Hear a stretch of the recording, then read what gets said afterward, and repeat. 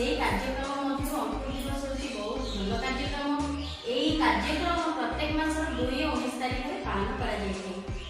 ଅଙ୍କୁର ଅର୍ଥାତ୍ ହେଉଛି ମଞ୍ଜି।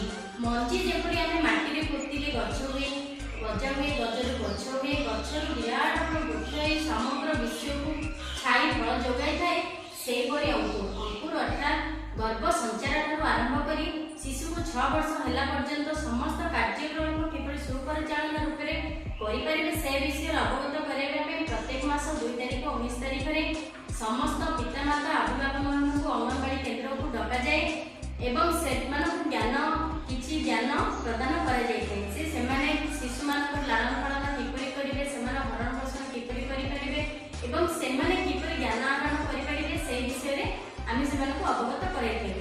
ଏବଂ 3 ରୁ 6 ବର୍ଷ ପିଲାମାନଙ୍କୁ ଆମ ପ୍ରତ୍ୟେକ ମାସରେ ଅଙ୍ଗନବାଡ଼ି କେନ୍ଦ୍ରରେ ଯେଉଁ କାର୍ଯ୍ୟକ୍ରମ କରାଯାଇଥାଏ, ଅଭିନୟ, ସଙ୍ଗୀତ, ଗଳ୍ପ, କଥନ ଏସବୁ ସେମାନଙ୍କୁ ଯାହା ଶିକ୍ଷାଦାନ ଦିଆଯାଇଥାଏ ସେମାନେ ସେମାନଙ୍କ ଆଗରେ ପରିବେଷଣ କରିଥାନ୍ତି ଏବଂ ସେମାନେ ଆଗକୁ କିପରି ଉନ୍ନତି ହେବେ ସେହି ବିଷୟରେ ସେମାନଙ୍କୁ ଅବଗତ କରାଯାଇଥାଏ।